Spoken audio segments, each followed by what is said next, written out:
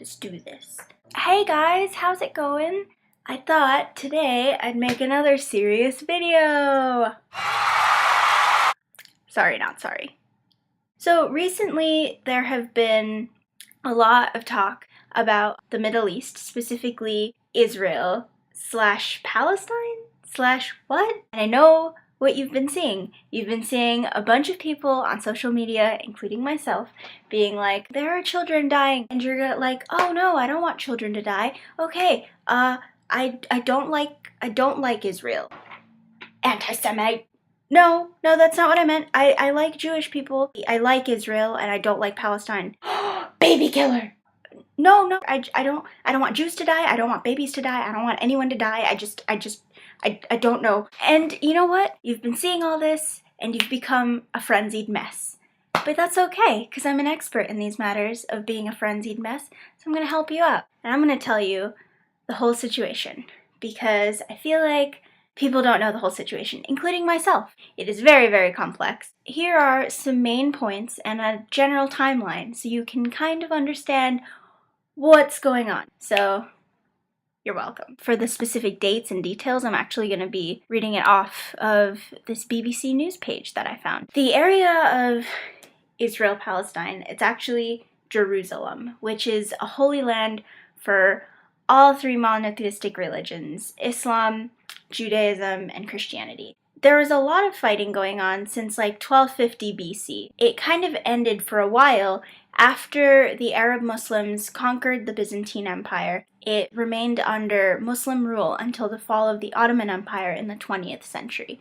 So in 1917, World War I ended and the Ottoman Empire lost control. So the British became the main controllers of that region. At the same time, there is grassroots movements of Zionism. Zionism is basically a Jewish movement, a Jewish cultural movement in response to centuries of anti-Semitism throughout history. They generally believe in the creation of a Jewish homeland. They believe in the Israeli state. So from 1929 to 1936, before World War II happened, there were a lot of Jewish settlements into Palestine. Jewish people made up almost 11% of the Palestinian population, and there was huge Arab discontent to this. I think the initial dislike of the Jewish settlements into the Arab lands is definitely because of anti-Semitism, because of a lack of acceptance of Jewish culture and Jewish people.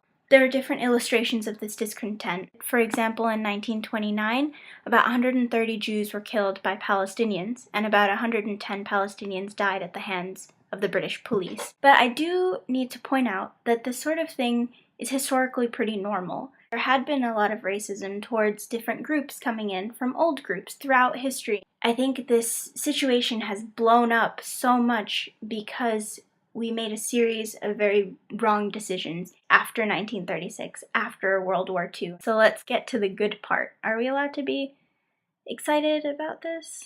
Learning about death.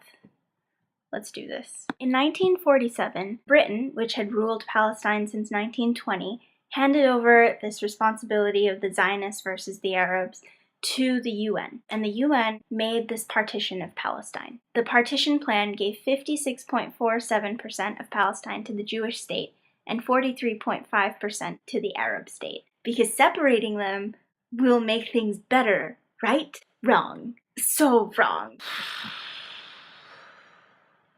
We made it so that if you're a Muslim, you go here, and if you're a Jew, you go here. This decision in that area is what created this entire violence. There's more, friends, there's more. So in 1948, the State of Israel, the first Jewish state for nearly 2,000 years, was proclaimed. So in this year, there were a lot of Arab and Jewish militant groups. Jewish forces, backed by Irgun and Lehi militant groups, conquered a lot of areas allotted to the Palestinian state. With word of this, a lot of Palestinians fled to neighboring countries. The day after the State of Israel was declared, 5 Arab armies from Jordan, Egypt, Lebanon, Syria, and Iraq immediately invaded Israel. They were crushed. So new Israeli borders were created, which went into more Palestinian land. What was really left was 25% of the original mandate of Palestine, which was the Gaza Strip and the West Bank. After 1948, there's a lot of bloodshed and a lot of attempts at peace talks, and then a lot more bloodshed. I will link the timeline below so you can look up the details. I mentioned this before. I think it was an awful idea to create a Jewish state within an Arab territory. What we should have worked on is integration, and we should have created programs for the Jewish people in order to succeed in a world of anti-Semitism. Creating a Jewish state just separated everyone from everyone else. Right-wing conservatives in Israel, right-wing militants in Palestine are what's creating the problem. Retaliating violence with violence is doing nothing. We're just creating a situation of more desperation and more complexity. Is it fair that Palestinians have been kicked out of their homes? No. At the same time, the Israeli people who have made homes there, a lot of them speak out towards the violences that Israel has committed. Should they be kicked out? No. Both people deserve a home. So fast forward to current day, Israel is killing civilians and Palestinians are getting really mad, and it's an awful, violent, desperate situation. Thousands of homes have been destroyed. The death toll in Palestine has reached over 1,000 in the past couple of weeks alone. 80% of these deaths have been civilians. They've been children. They've been men and women that are just citizens. So the U.S. funds Israel $3 billion in military aid. As American citizens, we are indirectly supporting this massacre. Taxation with representation. That's what our country was built upon.